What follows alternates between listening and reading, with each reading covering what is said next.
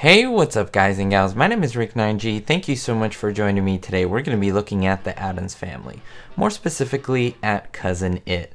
Now, if many of you are fans of the show, I know you know who Cousin It is. If you are new to the channel, don't forget to check out and browse all the videos that I have. I have so many. As a wonderful way to show the support for the channel and the amazing growth, don't forget to hit that subscribe and like button. Let's get right to it. Now in this episode, we're going to be talking about a very important topic regarding Cousin It, and that is his voice. Now many of you, if you've seen the show, know that Cousin It, when we hear it, sounds like gibberish. But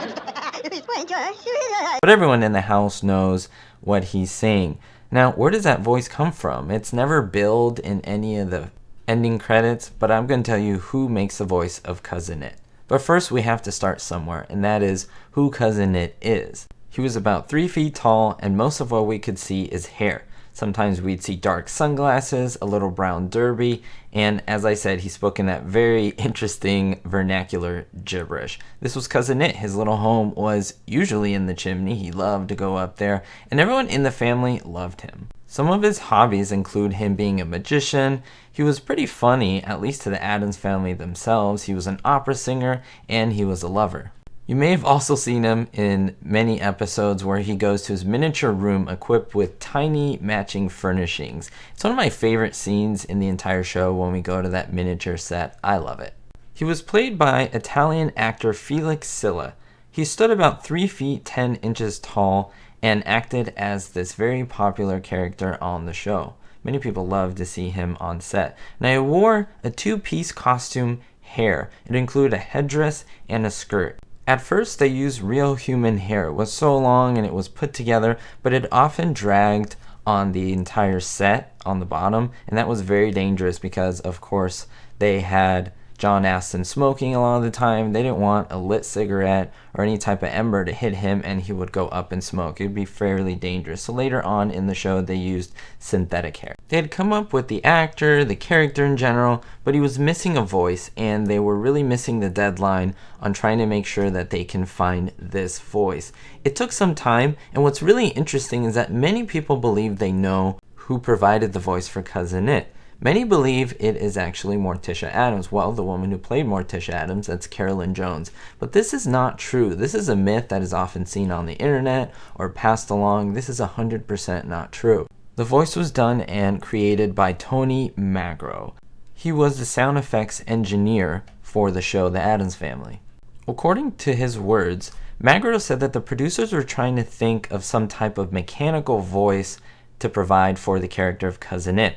One idea was that he would be a musician, and then he would be playing some type of music all the time, in which Magro would produce the chorus and so forth. But that didn't sound right. It just didn't work well for the character when they tried it. So then Magro started to talk fast as an idea. It was kind of a joke. And then he talked naturally, and then he sped up the tape.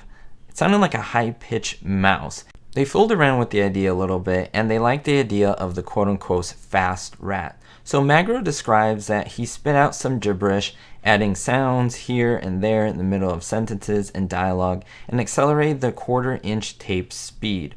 For nearly every episode required, Magro analyzed the dialogue and recorded a new track for its responses. Magro even strategically added some intonations and emphasis on certain words and certain phrases. He made it very believable, almost like a language itself. He's not just spitting out random sounds, which is very interesting to believe and to understand. In regards to his voice, some myths have popped up, one of them including, and I've mentioned, Carolyn Jones, but there are others, and that's that this was recorded and replayed backwards. That's how he got the speech. That is false as well. There's no creepy or quote-unquote evil messages in underlying themes. Some people think that there are some secret messages in actual recordings. According to him, there is nothing like that. There's even a man by the name of Nat Perrin who said in a Variety article that he was the exclusive voice, but that is untrue. This was all done by Magro. Magro adds that he never got any screen credit, but he was paid extra for it as well, which is pretty good to know.